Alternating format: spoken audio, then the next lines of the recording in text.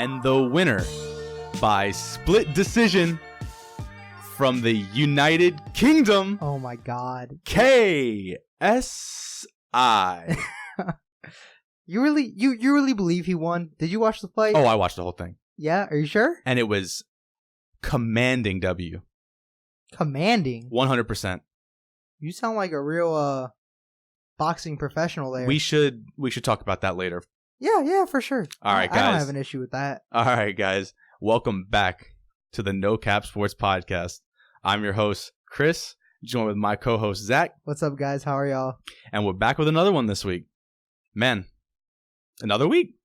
Another week? We're back again, guys. And, we really quickly, we are on Apple now, Apple Podcasts. Ooh. You'll be able to find us there. On Spotify, we're there as well.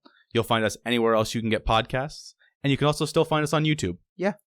YouTube's like our first home, but we're on everything now, which is awesome. Make sure you guys subscribe, follow, notifications on, all that kind of stuff. Like button. We're really interested in your feedback, and we're trying to make it better each week for you guys. We're on new platforms. Make sure to follow us there. Yeah, No Cap Sports Podcast. And on Twitter as well. Us. Yep, on Twitter as well. All right, guys. So we're going to start off this week in the college football. We had last week's big game. Ooh. LSU, Alabama. Yeah, you got this one wrong. I did. I was... So let's go over it real quick. LSU, Alabama, instant classic. It's gonna be an instant classic. When you go back and look at this, it was 46-41, and man, early on, LSU commanding lead. They were up. It was like 33-13 at half. Yeah, I saw that. And it looked like LSU's just gonna run away. They're gonna run away with this one. Alabama looks slow. They don't look just any on the same level as LSU right now.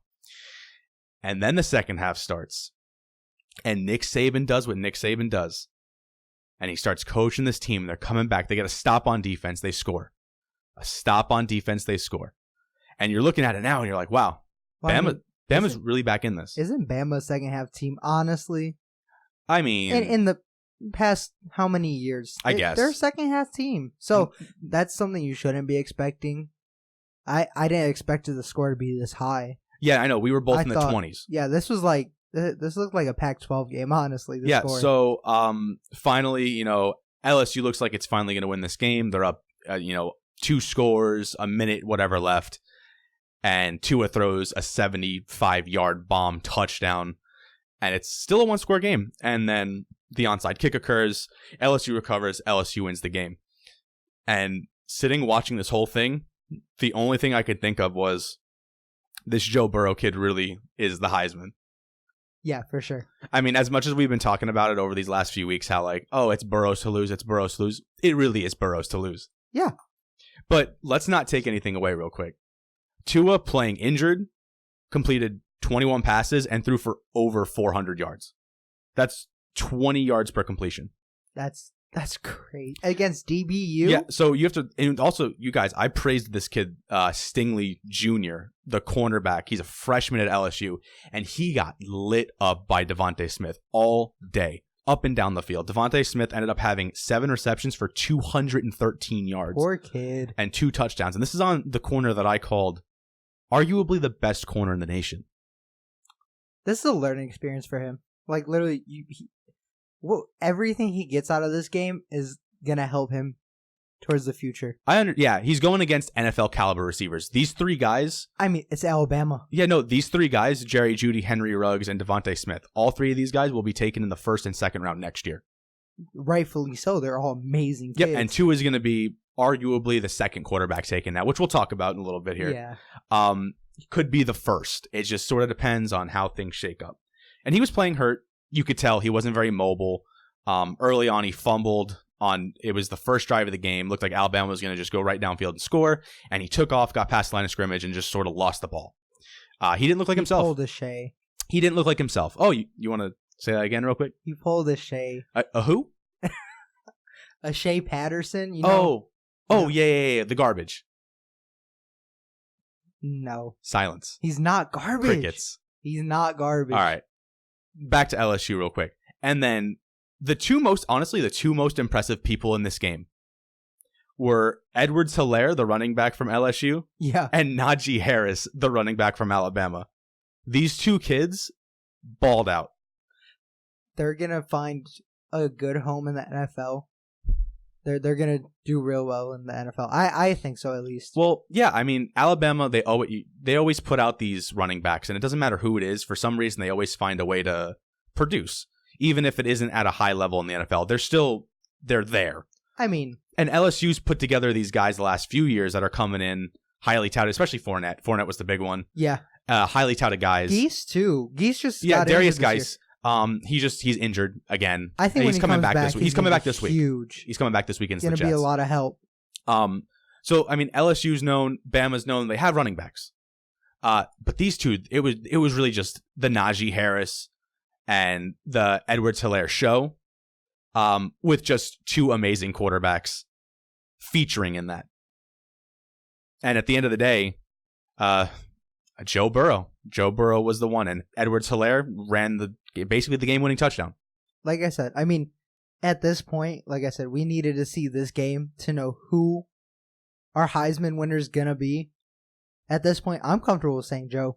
Joe BUrroiw, as long as he doesn't blow any of the last three games, because the last three games are all very easy outside of Texas A&M. Trash middle of the pack, yeah. All right, well, that's the hardest game remaining other than the SEC championship game, which looks like it'll be Georgia. Hopefully Georgia. But if Georgia blows it, it won't be Georgia. I mean, that's a good game to watch, though. A Georgia LSU game, I'd enjoy that game. So you actually have the CFP rankings up, right? Yeah, I have them right here. So we know number 1 is now LSU. Yeah. Number 2, Ohio State. Ohio State real University. Quick, though, I don't understand this at all because last week they were number 1. Okay, well, here's the reason why. You ready? LSU beat Alabama. But if we're going strictly off strength of schedule, which, I mean, this should be accounted for in here, Ohio State should not be number 2.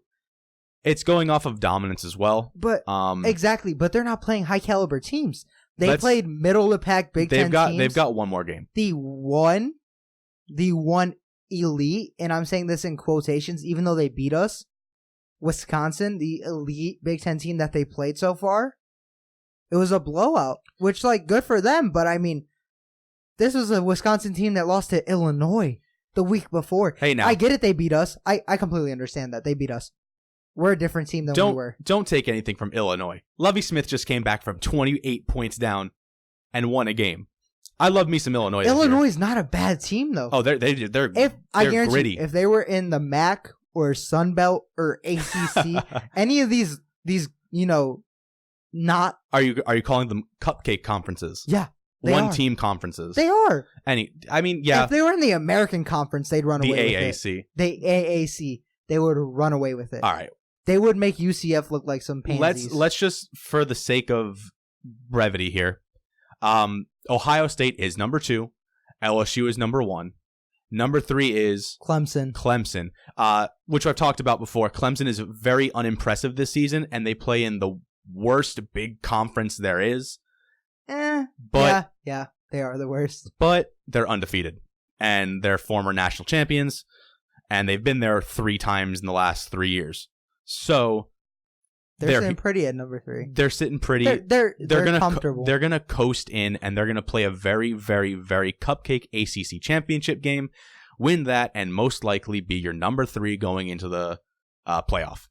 And then at number 4, we've got Georgia. So with Georgia, a very, very, very uninspiring losses on their record. And I think if Georgia loses the SEC championship to LSU, they're out.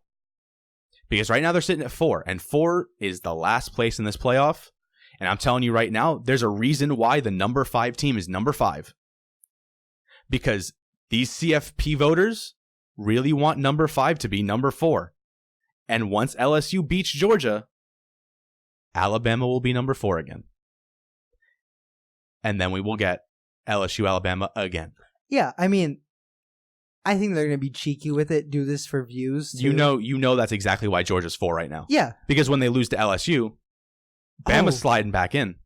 Bama, finish the season without a loss. They deserve it. Other than LSU, yeah. And it's going to be the rematch.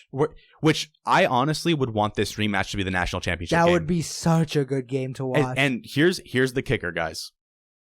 The national championship, guess where it's located this year? Louisiana. Ooh. It's going to be a home game for LSU if they make it. Remember what happened last time, though? I'm just saying. Do we want to talk about what home field advantage does to teams? We don't have to talk about it. Because, it's NFL, college. It really doesn't matter. You got the home field advantage, but you choke. Choke. I mean, yeah, I'm just saying. So it'll give you that big game feel, bigger than it already is. Because LSU Bama, huge game. LSU Bama national championship, bigger game. Well, that's like LSU breaking money. LSU Alabama in Louisiana national championship like game. I said, that's record breaking money. Like that's big money games right there. That people are gonna enjoy that. All right, so at number 6 it should be Oregon, right? Yep. And Oregon didn't have a game this week. Doesn't make sense they're at number 6. But the rankings changed a lot this week based off of big wins, because at number 7, Utah. And that's, for me, I don't see Utah as this. And 8-1 Utah? No, they don't deserve to be number 8 at all. No, they're at number 7. Or number 7, excuse me. Yeah. It's one of those things where you just sort of look and, they're 8-1. It's Utah, they're in the Pac-12. Oregon's in the Pac-12. There's your Pac-12 team that could potentially make the playoff. It's either Oregon or Utah. And that's if something drastic happens. That's literally if either of them make the playoffs. That's a blowout. That's a blowout. They don't compete. That's the only reason I believe both of them are so close. Because if for some reason Bama loses and Georgia gets blown out, one of them needs to be able to move up. It's either going to be Oregon or Utah. Which one's going to move into that spot? I don't think any of them will. I don't know. But it would be Oregon. If our number 8 team, so number 8, Minnesota, if they win out this season, I think they can slide into the number 4 spot. Now think about this. That'd be interesting to see, honestly. I'd like to see that. So here's the biggest thing. They played number 4 Penn State when they were number 4. And Minnesota came in and they win that game. 31-26. And now all of a sudden, Penn State, where are they now? 9. Below Minnesota, who just beat them. So the fact that Minnesota jumped from 17 to 8, they're really taking these late season games and putting a lot on it. Oh yeah, for sure. And me and my dad looked over it yesterday. Their schedule, it's manageable. It's manageable. So this is something that if they walk out undefeated and walk into the Big Ten championship playing more than likely Ohio State, unless now think something gets shooken up. Think about that. What happens to Ohio State if they somehow lose to Minnesota? Is that just dropped out of the top 4? And I know you want to say yes to that, but is it actually something that can happen? I don't think so. I don't think they get dropped. I think what's going to happen is you're going to see Georgia get knocked out. You're going to see Alabama flip to... I think 1 through 4 will stay the same with just Bama coming in over Georgia. And I think what they really want to do is have LSU 1, Ohio State 2, Alabama 3, and Clemson 4, so that LSU can beat Clemson and Bama can beat Ohio State, and we're going to get the national championship of LSU Alabama. I can see that. Yeah, I think that's what they really want. I could see that, but I more than likely, like crazy alternate universe, that happens. Yeah, that happens. Okay. And then rounding out the top 10, who do we got? Number 9, like I said, is Penn State. Yep. Number 10, Oklahoma, which I don't know how they dropped that far down at 8-1. So their loss to Kansas State is not a good loss. But Georgia's loss to South Carolina is a horrible loss. So you can see the preference here now. SEC. You're saying some favoritism for the SEC?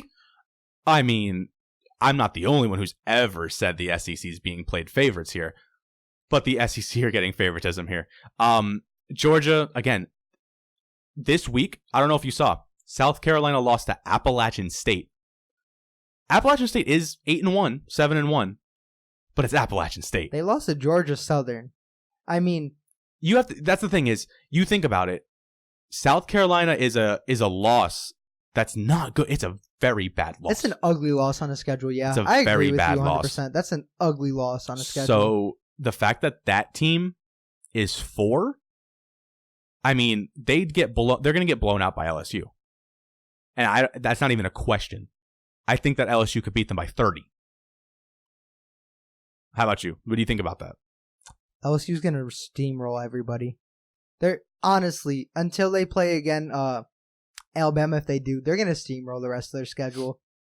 Like I said, fake fan here. Go Tigers, baby. I'm all the way riding that bandwagon until the very end. All right. So we're going to sort of bridge the gap between college and NFL here. The NFL draft quarterback rankings. So as we sort of alluded to earlier, a lot of people are starting to say Joe Burrow is the number 1 quarterback in this class. Tua was number 1. Justin Herbert was number 1 before Tua was number 1. Justin Herbert had so much hype coming out the gate this year. If Justin Herbert entered the draft last season, he would have been the first quarterback taken. Yeah. No, he would have been. Yeah, 100%. But he decided to stay, and now he's got to battle it out with Joe Burrow, Tua Tagovailoa, Jacob Eason, Jalen Hurts. So we'll talk about that in a second. Jake Fromm and Jordan Love. Those are 6 quarterbacks, including himself, that will go in the first probably 2 or 3 rounds. That's deep. That's a deep composition. And then when you look at first round talent, it's Tua, Burrow, Herbert, Eason. Those are the 4 that I have as first round talent. I have Jalen instead of Eason. So let me. Actually, honestly, yeah, because I don't even see I don't see Herbert as a first round talent. I do. I don't. So the biggest thing though is you keep bringing up Jalen Hurts. Jalen Hurts. Are you going to see him in a Lamar Jackson role at the next level, or are you seeing him in some just totally different capacity? Oh, I hope he's a Lamar Jackson role. That'd be so refreshing. It's so nice to see. He's not as quick. Lamar Jackson is. Jalen's also a lot bigger. He's a bigger guy. He's like a running back. He's a big guy. That's my question. Do you think at the next level he's going to be respected as a quarterback, or he's going to be seen as the gimmick quarterback who should play running back? Time will tell.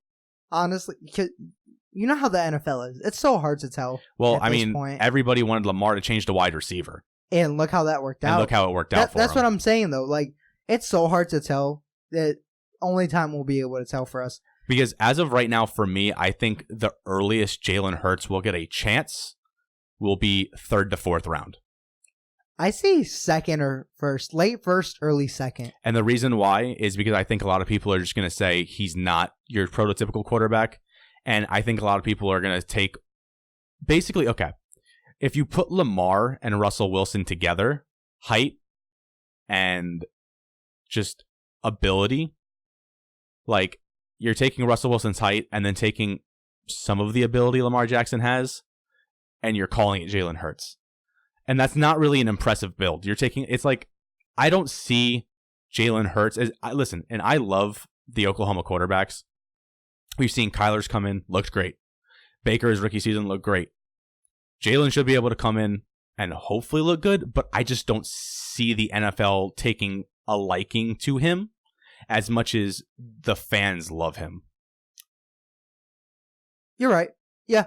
And in draftability, when you have a guy who you're sort of iffy on and not many, it only takes one team. That's the biggest thing. So Lamar Jackson, it only takes one team to believe in you.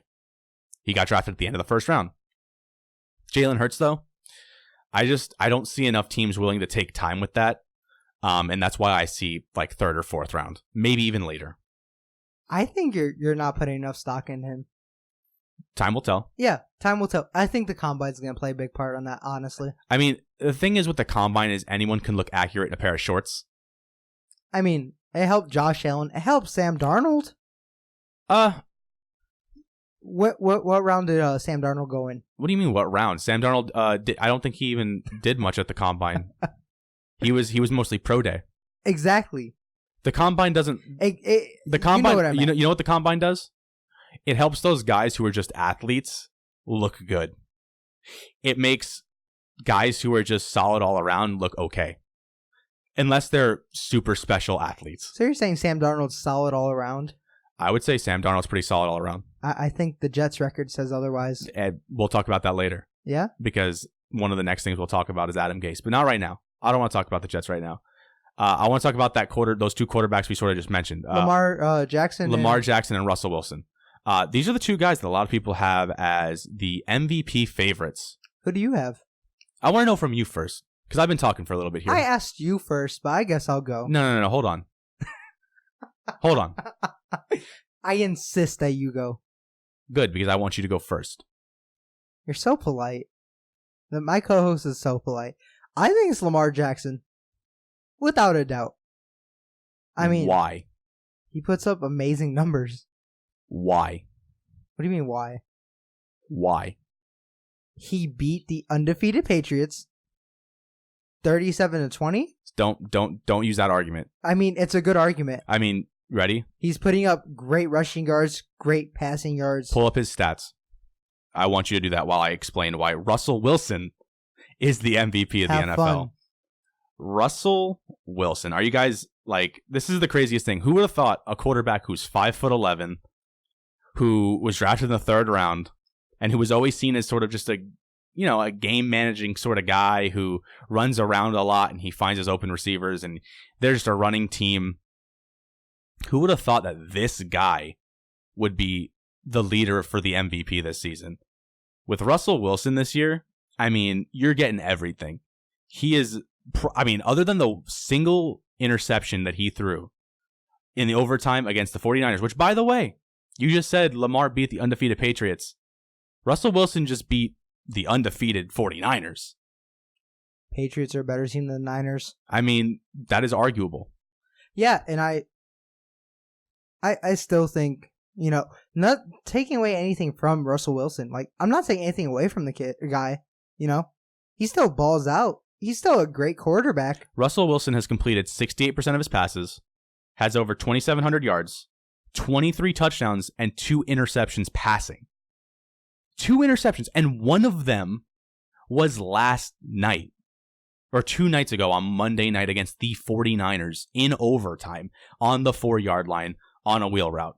So prior to the 49ers game, 1 interception. You ready for Lamar's stats? And then, hold on. And then adding to that, you guys know that Russell Wilson is not only a passer, but a runner. He's not going to have as many rushing yards as Lamar. Lamar basically runs around everybody in rushing yards other than probably Josh Allen, but Lamar has rushed for over 100 in a few games this year. Russell's added 256 yards and 3 touchdowns on the ground. Russell Wilson, I just think he plays in a tougher division. He plays the 49ers. He plays the Rams. He plays in the NFC. The NFC is pretty tough. I know the AFC is tough too, and Lamar beat the Patriots. But I just think Russell Wilson's body of work this season has been so pretty to watch that I'm going out on a limb right now and saying I'm a Seahawks fan. Real quick, I'm curious. How many sacks does Russell Wilson have on the year? So when it comes to sacks, I don't put a lot of that on the quarterback. No, I'm just wondering. 27. Okay, I was just wondering. I don't put a lot of that on the quarterback because we've known Seattle's offensive line is trash. Has been garbage ever since Russell Wilson got into the league. So I don't put any stock on that. More to say that I think the system each of these guys are in does play to their strengths no matter what. I'm not taking anything away from Lamar because I know Lamar, I love the kid and I'm glad he's doing well. But I do know that the system they've built around him, Greg Roman has built there, really does, because he worked with Kaepernick when Kaepernick was really coming on. This was Kaepernick's OC. This was Alex Smith's OC for his best seasons. So I know what Greg Roman can do with a rushing attack and a quarterback who can move. So I'm not taking any away from Lamar Jackson. I just think Russell Wilson has been more impressive this season. So my biggest thing about this too, though, why I think Lamar, deserves this MVP candidacy. Being in the running for the MVP. Yeah. I can't talk today. I don't know what's wrong with me. Anyways.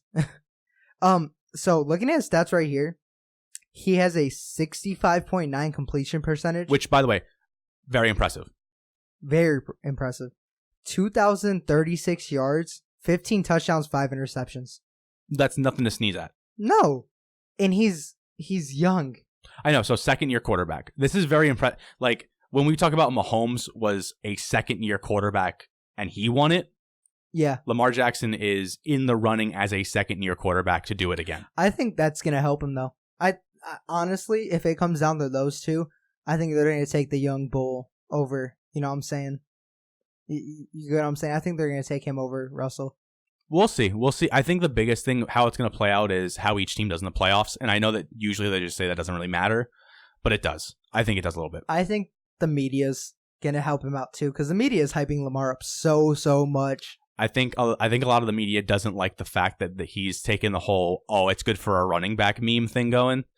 And I do think that Russell Wilson is more of a likable guy in general.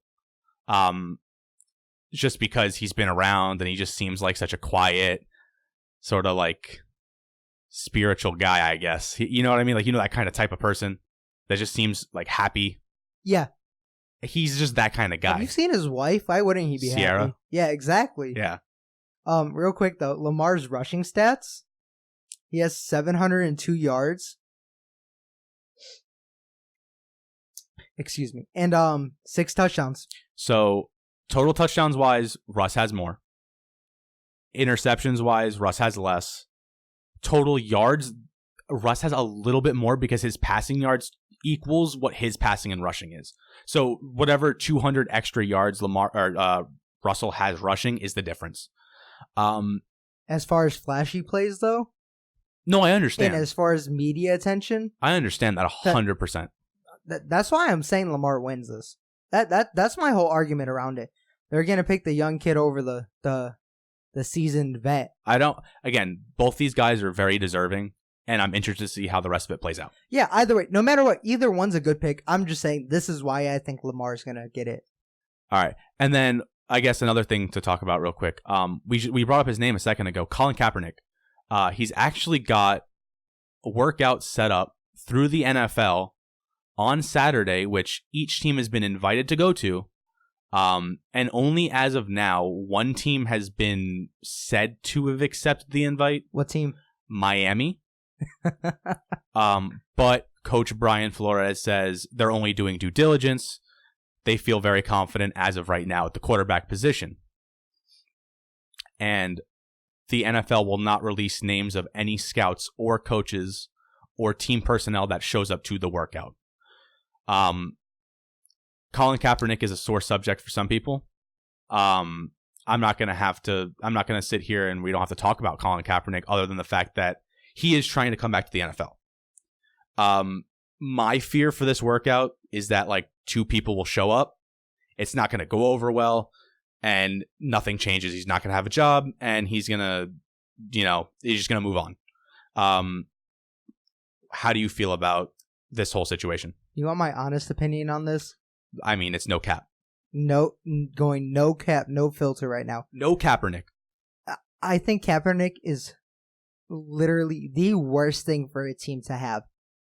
On your sidelines, in your locker room, whatever. He is one of the most toxic players and one of the most divisive players and so polarizing that you don't want him in your locker room. Would you want a guy in your locker room that's going to be splitting, the room half and half down the middle? Would you want that on your team? Because I wouldn't want that on my team. And especially coming from a quarterback role where you're supposed to be the leader of the team and you're going to split the room down the middle. I get what you're trying to do you think is right, but by you doing that and splitting the room right down the middle, it's not. No, I'm not for that. I'm not for, this culture of toxicity that you expect to have in a locker room because of somebody's skin color, because you think he didn't get a fair chance. It's a tough one. I said, this is no cap, so I mean, I really could care less if you guys don't agree with that. It's my personal opinion. It comes with a lot of attention if you're going to sign Colin Kaepernick. And even if you do, he's been out of football for a while. He said he's been ready for the last 3 years. He could go to CFL. He could have gone to the CFL, no problem. but he was getting a lot of XFL just opened up. He could have gone to the XFL, no problem. I will say he did get a lot of money in a settlement. And I think he just wanted to keep his NFL dream alive. You think the NFL? You really think that they're not going to milk that? It is what it is. Colin Kaepernick's workout is Saturday. We're not really sure what's going to go on there. But it is what it is. If he has people show up, good for him. That's at least a positive sign for him. But I'm not expecting a good turnout, unfortunately for him. Even if teams need a quarterback, which, obviously we've been throwing out Chicago like every podcast. I don't even think Chicago would even show up. Actually Cam Newton said he's interested in going to Chicago. So, that's something to look at. That's something interesting to see. No, yeah, I guess. But at the end of the day, good luck to Kaepernick, at least from me. He needs to move on. Good luck. Nothing but respect for the guy, but he needs to go work for Nike, bro. He's made a lot. Stay in your lane. He's made a lot of money. Get out of the spotlight. Get out of the NFL. There's no more that left for you there. I guess so. So let's pivot here, guys. We're gonna jump to basketball. So we're gonna go ahead and do Chris's corner here. So I want to talk about the New York Knicks. Oh my God. So this past week, man, can we say dumpster fire? It's been Jet-esque when we talk about dumpster fires. That's a real New York thing, huh? It's crazy. It stays in New York, doesn't it? What's going on with that? So we had Scott Perry and the GM team there in New York. They came out talking about how we've built a team and it should be better. And I can tell you right now, you know what they built? Garbage. A dumpster fire? This team was not built for success. And unfortunately for Coach David Fizdale, they're all the reports say they're laying the groundwork to have him fired. And honestly, it doesn't matter who had this job. Nobody was coaching this team to win any games. The job he's done, it would not have mattered if he had, if any other coach was there. I don't even think Steve Kerr could save this team. Phil Jackson couldn't save this team. This team looks horrible. Which, by the way, Phil Jackson was there and he left. The Knicks, their whole thing this offseason was, they're going to get Kyrie, they're going to get KD, they're going to get KD, they're going to get KD. KD's want to come to New York. Big free agent, the mecca of basketball. Free agents want to come and play for us. Nobody wants to come and play for owner James Dolan. James Dolan is the worst owner, and if he doesn't sell the Knicks, no one will ever want to come play here. Their free agency strategy went out the window when KD didn't take a visit with them. KD didn't even want to come into their building. He went to little brother Brooklyn, the Brooklyn Nets, because their culture, and they've been winning recently, something the Knicks haven't been doing. They don't look good either this year. KD's out. Yes, of course. It's Kyrie's putting the team on his back. He's trying to. But this is about the Knicks right now. So what did the Knicks do? What did they pivot and do? They decide, let's sign every rotation power forward possible, and let's run them out there. Marcus Morris. Serviceable, but he's a starter there. Julius Randle, probably the best of the bunch they signed. Again, he only dribbles left. When Julius Randle has the ball, he's going left. Taj Gibson? Come on, guys. Another rotation big. Oh, and there's one more. Bobby Portis.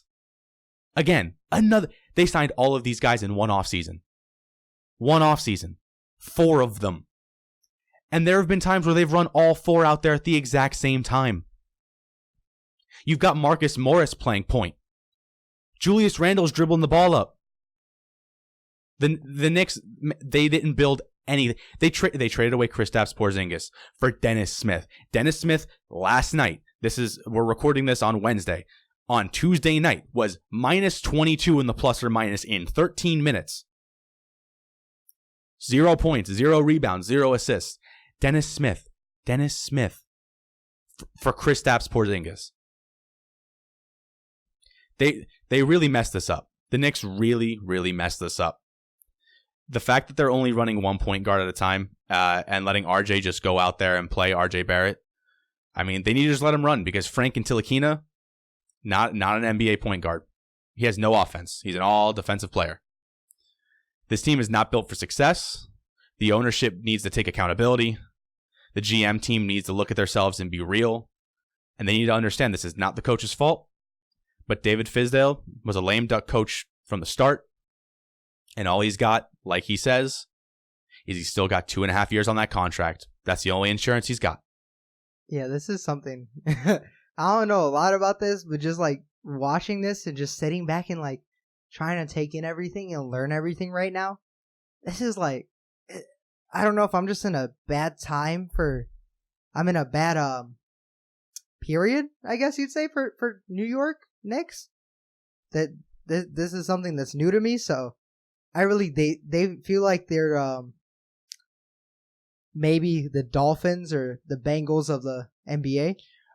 So think of it like this, because we're gonna move towards UFC next. So think about if Dana White, he came out and he just started saying, "Yeah, you know, this fighter should be better. They're just not." I mean, he does that, so that's what I'm saying. So think about that, but put it in perspective of, oh, but he should be performing better, and because he's not, I mean, I'm gonna take blame for that, but he should also take a lot of the blame, and we're trying to sort of push this guy out.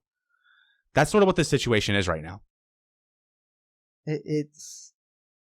I mean, I can see what you're saying now. I understand what you're saying, but like poor New York fans. That's all I can say. This is such an ugly thing to watch, and seeing RJ Barrett go out and ball out and try to carry this team on his back, like it's not impressive. The team isn't built for success. It's built for a first-round pick. And the GM and ownership team are delusional. And unfortunately for the coach, David Fizdale, he's going to be out of there very soon. But I do not blame him for the job he did. And that's all I want to say about the Knicks. Let's move on from that. All right, where are we going? KSI versus Logan Paul 2. Split decision from the United Kingdom. KSI. Such a bad decision. No. It was such a bad decision. Don't agree with that, because even my score was a draw. A 2-point deduction? A 2-point deduction without a warning? A knockdown that didn't count for KSI. That's fine. A 2-point deduction without a warning dictates a fight. So let me go ahead and tell you this. If they don't take the 2 points away and they give the point to JJ for the knockdown, guess how the fight ends? See, this is still a what if. But guess how the fight would end? Well, tell me. After every a draw? It would be a draw again. There's nothing wrong with a draw. And that's what I thought it was. You're putting a loss on somebody's record. You know what I'm saying? And because you didn't give a warning. You blatantly went out and said, nah, 2-point deduction. No warning first. No nothing first. Knowing that this is their first professional fight. And when you watch this replay, so for those of you who didn't watch it, so Logan hits a very, very, very clean uppercut. Beautiful uppercut. And you can tell JJ is rocked on this one. He looks like he's about to go down. So if he's not fully going down yet, but he's rocked. But here's the problem. Logan being so much taller than JJ, Logan was, unfortunately for him, his arm clinched behind JJ's neck and looked like he was holding him down, which may have been the case. But you're not allowed to do that in boxing. You're not allowed to hit while you're clinched like that, the way he had it. And what Logan did was he threw another uppercut. So that's now another uppercut. This one dropped JJ. But that is not a legal hit technically, because he had the arm clinched around JJ's head. This isn't MMA, it's boxing. Boxing rules, I don't want to get into it. That's just what it is. But the 2-point deduction comes from, once JJ was going down, Logan hit him with a straight. Logan missed the straight. But he threw it. But he missed. And that's... And this is something, though, you can't take a fighter out of the moment. That's purely just going with the flow and going off instinct. But you get what I'm saying, though? In the interviews afterwards, Logan did say that was a mental mistake by him. He was in. He's an athlete, of course. He's in I'm fighting somebody mode, not I'm boxing somebody mode. Which unfortunately means that, he's unfortunately had an illegal hit. That's an illegal punch thrown, and that's also the reason why they gave JJ 5 minutes. Because 1, the illegal clinch uppercut, and 2, the hit on the way down. And that's the reason why he lost 2 points. But if you take those 2 points and you give them back to Logan and you give KSI the clean knockdown he had. Also, the ref came out and said that JJ knockdown that wasn't called, he didn't think it was a knockdown. But when you actually watched it, because especially after the fight, remember, they showed, just like I said, when you go back and watch that knockdown that Logan had on him, he was just following through and he didn't even land it. We can sit back, go do this back and forth all night. I mean, at the end of the day, for me, I keep saying it, it was a draw for me, and I don't want to see these guys box again. At the end of the day, I'm going to say it again. Logan won that fight. Logan outstruck him. I mean, so let me go ahead and just say this, guys. This is a Logang member, so anything he says is biased. No. All bias aside from strictly a fighting point of view. Who won round 1? That was JJ. Okay, so did you know that one of the scorecards had Logan winning round 1? That's fine. One of the scorecards had JJ winning every single round in the fight. No, I have it right here. I have the scorecard. Go ahead and keep talking while I pull it up. No, I want to hear this. I'll give you the time to look this up. No, I want to. Because this is just, this is starting to frustrate me. People that, especially with the judging. All right, here we go. You ready? So the first judge that actually gave, the judge that gave Logan Paul his split decision. Yeah. Was the one that gave Logan round 1. And we know, watching that round, Logan did not win round 1. Logan started out slow, yeah. And not going to say that he did. The one judge that had Logan winning the fight has Logan winning round 1, 10-9. And then it has JJ winning rounds 2 and 3. And then it has that 8-8 round in round 4. And then it has Logan winning the last 2 rounds. Logan didn't win round 1. JJ didn't win round 2. I think the fact that they gave... That can be flipped either way. But, okay, so then you look at the other 2 judges. Their cards were very, very similar. The first 3 rounds all went to JJ. No, I don't agree with that. Second round, Logan outstruck him. I think... Logan was working him in the second round. It looked like the first... The thing is like, when you watch it the way they do, and I even... This is what we said, yeah. It's you have to watch it a certain way. But then, each judge then went 8-8 round, and then... both judges had round 5 to Logan. And then one judge who had that 57-54 card has JJ winning round 6, which I don't believe he won. And the other one has Logan winning it round 6. So really the difference is round 1 for that one judge that has Logan winning. And that is it. I think that round 4 is a lot more important than people are talking about. It's the 2-point deduction. That 2-point deduction literally costed him the fight. And like I said, without even a warning, even a 1-point deduction, I'd get that. That's way... And if it's a 1-point deduction, by the way, it's on the cards, it's a draw. There's no issue with that to me. There's no issue with that. My thing is, you're putting a loss on somebody's record that doesn't deserve to be there. Do you think that John Jones' loss, his disqualification loss, that deserves to stay on there? Because an incompetent ref couldn't, It does follow. You get what I'm saying, though? It follows you. You get what I'm saying? I understand. But here's what I have to say about these 2. And this is something that they're not going to live down for the rest of their lives. So this isn't going to be gone the next day. No, this is going to be there for the rest of their lives. Logan, although the better boxer of the 2 by a long shot, should stop boxing. He needs to transition to MMA. JJ, if he wants to, who won, should stop boxing. Both of these guys should stop boxing. And they made millions off of this fight. And this should be the last fight both of them take. At least in the professional professional ranks. I think if they're going to fight again, go amateur. If you're fighting again, fight another YouTuber, not on DAZN. Although there was a lot of excitement, and it was the most excitement, obviously, because all of the people that were at that fight were there for that fight. Most of them were there for that fight. Yeah. Lots of YouTubers showed up. It was a huge event. The real boxing, it is boring, but guess what? It's boring because if those guys were in a ring with somebody way less competent than them, they would murder that other person. Whereas these 2 guys, they were just swinging. Obviously, Logan a little bit more controlled, but these guys were just swinging. They were not just swinging. I mean, you saw JJ's punches. JJ throws really looping overhands. They're very big. They're very ugly. When you watch, Logan was not just throwing. He was throwing nice. Both jabs. of them hit in the 20% on their strikes. Logan hit 28%. JJ hit 23%. It's not good, and that's why I think both these guys take the money, run, go do other things. I don't care. They should. Hats off to them for getting in the ring with each other. I'm glad at the end of the day they were able to hug it out, squash it, I guess, and just move on because they should. I mean, at the end of the day, it only helps the boxing industry. As much as you don't think that, no, I know it does because it just gave them a bigger viewership. There's audience. A lot of people that bought DAZN just for this fight, and they're gonna get. Yeah, I mean, I watched it on DAZN, and I used my cousin's account to watch it. And with it, they're gonna get the next AJ versus Ruiz. Andy Ruiz fight. I mean, they're gonna be able to watch Bellator too. You know, DAZN is definitely a nice product. But there's a lot of better streaming options. Way better. So, speaking of, I guess, Bellator, we'll talk about the UFC.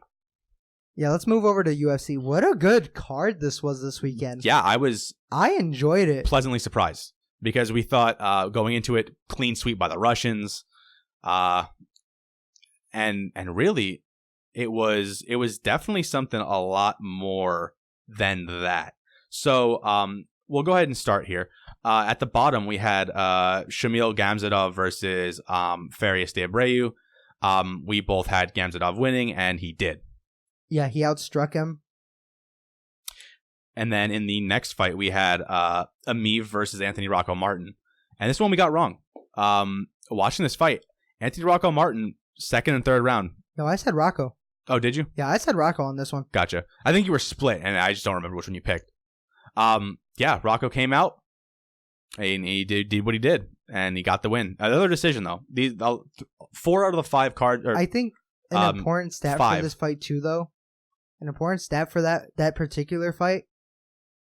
Amiv was 0 for 9 on takedowns. Yeah. 0 for 9. He was getting shut out. And you look at the total strikes, Amiv was 43 for 105. Anthony Rocco Martin was 48 for 148. That's insane. That's a lot of punches thrown. Yeah. Both guys weren't landing, but they were throwing a lot. High output and, not a lot of success, but enough to get a win. Yeah. I think that 0 for 9 is a big number, though. That's huge. For sure. And then the next one. This one was for what it was very fun in the light heavyweight division. We had Kadis Ibragimov versus Ed Herman. So Ed Herman demolished.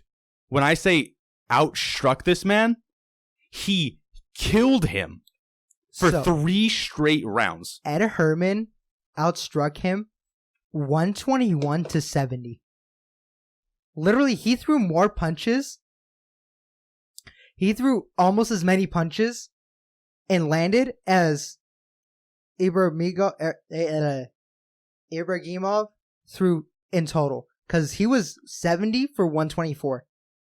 And Herman was 121 for 83. That is insane numbers. Like, that's huge numbers. Yeah, no. He literally threw more significant strikes than Khadis had in total strikes. That's insane. Yeah, so watching the fight, man, it was like watching something that I just didn't expect it. I know Herman is great at throwing these. He just throws these amazing punts. Like, he's heavy hitter, but he just kept throwing and he kept connecting. And it looked like he should have ended the fight at some point, and it never happened. It went to decision. But you would think, these judges, they were pretty fair for, other than the first fight, which I don't want to talk about right now. It was pretty fair for these decisions. What fight was up next? The next one we had was Danny Roberts and Zalim Imedov, which this one was the only knockout on the main card, and it happened with 6 seconds left in the second round. Danny Roberts, man, he landed flush for this knockout. And he was losing the fight. Yeah, I'm looking at the stats right now. He actually outstruck him, which Hats off to him for that. Yeah. But he was 1 for 8 on takedowns. That's crazy. It wasn't. I think the craziest thing is, for me, it seemed like the knockout came out of nowhere. It just sort of happened at the end of this round. You see just how high these percentages are, these takedowns. How many attempts there were. That's crazy. But good for him for getting that, that knockout. Yep. And then the next one, Greg Hardy, losing in decision to Alexander Volkov. This was a very satisfying fight. We rewatched it today, just because we are UFC purists, enthusiasts, and we love to rewatch fights.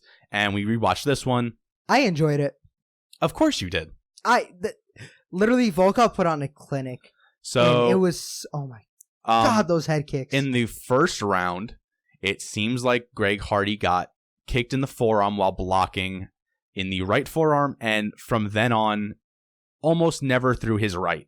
Don't know if he broke something or if something happened there. When he did try to throw it, it looked really awkward. It seemed like he never looked like wanted an awkward throw. It looked like he never wanted to throw it, and it was very soft. And another thing that was really weird to me is when he'd go straight to the body, he'd throw left straights to the body, and he sort of lunged to them. He'd keep lunging and not really, trying to get a good base and throwing anything with a lot of power. He was just sort of trying to get in there and jump out. Yeah, and props. So here's my props to Greg Hardy. He took the fight on very short notice. 3 weeks is not really short. He just fought. He would have been in shape still. I'm just saying, like, it's Good tough. for him. It's tough to be like, oh, I'm fighting, and then 3 weeks later, I'm He didn't take damage in that other fight, though. Inhalergate. Yeah, Inhalergate. But I like that. No, but I'm gonna give props to Greg Hardy for at least taking the fight, taking it for his teammate. But at the end of the day, he got dominated in this fight, and this is the first real fight he took. And you see what that translated to. But it's a learning experience, I think, for him. Yeah. Both guys only could the only thing that could have happened is if Greg Hardy knocked out Volkov would have come out looking horrible, and Greg would have looked like a beast. Whereas if Greg loses like he did, at least there's a learning experience, and both guys come out better for it. Volkov gets a win. So you're saying it's a win-win for Hardy? It was a win-win no matter what. I just think it shows that he's still not ready to be pushed. Which is fine. He's still early in his career. Yeah. I mean, Volkov, literally, the thing that killed me about this fight, he did not throw enough head kicks. Yeah, if he would have threw more head kicks, that fight would have been over. He's got the smoothest and probably quickest heavyweight head kicks I've seen in a while. And just to lead, like, just to start the round out with a teep kick to the face, such a pretty teep kick. Oh my God. Like, I cannot stress, his kicks are so nice that really, it takes away from how good his boxing is. Yeah, it's crazy, because remember, we were watching it, and it's like, oh, he's sort of baiting him in, and then Greg came in with the strike, and all of a sudden this head kick comes out of nowhere. It lands Greg flush. And he took it like a champ. Yeah, no, he Greg, took it, Greg, but he was hurt. Greg getting hurt, he still didn't run away. He sort of stayed in the fight, which I guess shows the sort of spirit I guess he's got. But at the end of the day, he did lose every round. But he comes out better for it. This was still an entertaining fight. This card overall was an entertaining card. Now, talk about entertaining. The main event. Oh my God. Zabit and Calvin Kattar. What a fight. Now, what a dog fight that was. Another one we rewatched today, because why not? Zabit is always fun to watch. And Calvin Kattar, man, that third round, I mean, you saw, he was landing. Zabit was getting walloped there for a while. You know what was interesting about this fight real quick? And Zabit was eating punches in the third round, but the first and second round, he looked so good. Yeah. And that Mushu, that really unorthodox, all those stance switches. Yeah, he switched stance at least probably about 10 times around. And that's something confusing to fight against. That's something really confusing to fight against, because it opens up different elements. Now, for Calvin Kattar, though, he tried to combat that by switching about every other time that Zabit would. You'd see him switch to southpaw, back to orthodox, back to southpaw, back to orthodox. He kept doing it. He did really well in this fight. Yeah, honestly, just that third round is the reason why he ended up ahead in strikes, I believe. Yeah, 127 to 100. Yep, was that third round where they were on the ground at the end in the last 50 seconds. Zabit got him on the ground, sort of like, But still, they both did really well in this fight. I think, and this was interesting because it wasn't even a 5-round fight, even though it was a main event. If it was a 5-round fight, I don't know if Zabit wins. I think Zabit wins. I don't know. I think Zabit takes him down in the fourth. I don't know. I don't know what it is with Zabit, but the last 2 fights we've watched with him, the third round, it just looks like he is not there. He coasts. And he knows he's going to win the fight. But that's not good because in this one, he was getting chased around the octagon the whole third round. He was eating shots. But see, that's something that fighters like Alexander Gustafsson, they do really well. John Jones does that really well. He'll let you throw on that blitz and bring that pressure, and they'll run around it. No, they'll literally, the way they counter you and frustrate you is by not letting them get to you and not letting them touch you. Yeah, and I mean, it worked out in the end. But at the end of the day, I think that strategy, coasting in the third round, can get you hurt bad. And it works out for Zabit. It worked out this time. He won decision, 2-1. Good for him. I enjoyed the fight. I enjoyed that card. It was a good card. Yeah, so we have another card coming up. It's Fight Night 164. Ooh, I can't wait for this main event. This main event's going to be good. How many of these bouts are you actually interested in watching? The last 3 of the main card. So, Jan Blachowicz versus Jacare Souza, who's moving up from middleweight. Going to be a great fight. Shogun's fighting Paul Craig. Going to be a great fight. So that's Shogun's first bout in a year plus some. Yeah. This is his first fight of 2019, but he's an old man. That's okay. Yeah, Shogun's old. Shogun's been around for a while. And good for him at least getting back in there. I mean, he's a co-main. And the last one that I'm excited for, Charles Oliveira versus Jared Gordon. That's going to be a good fight. I love Oliveira. He's a submission guy. Yeah. It's fun to watch him fight, especially in Brazil. Those crazy fans. And then under those guys, we've got Antonio Arroyo and Andre Muniz and Marcus Perez and Wellington Thurman. So you ready to run through them real quick? Yeah, we can go ahead. So we'll start at the bottom. Marcus Perez and Wellington Thurman. Who you got? Wellington. I have Marcus Perez. What do you think? How? Let's not do that. I say that's a decision. I'm confident in this. It's a decision. Second round TKO. All right. We've got Antonio Arroyo and Andre Muniz. I'll take Andre. I'm also taking Andre. Decision. Oliveira and Jared Gordon. Oliveira submission second round. Same. That was exactly where I was going with that one. Shogun Rua and Paul Craig. Craig knocks him out in the first. I'm going to go knockout second. Craig. Okay. And then we have the main event. Jacare gets it done and makes a statement in the light heavyweight division. How? Decision. Ugly. I'm going to go knockout for Jacare. What round? 3. Jan has a great chin.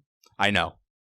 It's tough. I think Jacare dictates this fight, gets him to the ground, and just dominates him the whole fight. I'm excited for this card. Oh, no, I'm really excited to watch. This is going to do something great for the light heavy division. I mean, you want to catch it Saturday? Sure, why not? Let's do it. Yeah, we'll see if we can do that. Yeah, for sure. We'll see how the plans work out. Yeah, hopefully. All right, so I think we got one more thing going on here. What you got? Oh, yeah, my fighter to watch this week actually is, she's pretty big. Not in the U.S. right now, but she's getting there. Her name's Angela Lee. She is currently fighting at 1.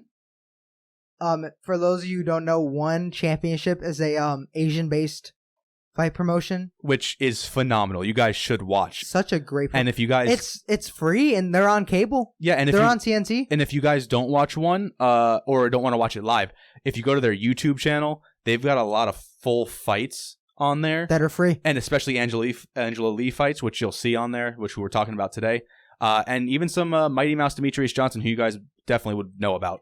Yeah, currently she's 12-2 as an overall professional, which is pretty good record considering she's so young right now. She's currently atomweight champion, and those of you who don't know, atomweight is right under strawweight. That's 105 pounds, if I'm not mistaken. And these girls I'm just gonna say right now, They're atomweight killers. They are quick Oh my and they God. are powerful, and the fact that some of these submissions, like we saw Angela Lee earlier, Oh, she's nasty with the twister. a twister. Oh my God. Have you? When was You know the only one who's done that? I was gonna say, when was the last time we saw a twister Korean in UFC? Zombie. Exactly, and he's fighting. He's fighting soon. Yeah, another twister. Hopefully, maybe. But yeah, she's just a monster, man. She fights at atomweight. She's currently atomweight champion, but she's also fought at strawweight. Strawweight, she hasn't had the most success when she went up to take the belt up there. But she looked good. Even at strawweight, she looks good. She's still so young and such a good fighter and such a good submission fighter that she's a force to be reckoned with. I think honestly, she transitions to UFC, she can make a run. It would be crazy to see her in UFC. She could make a run. She's still young enough. All right.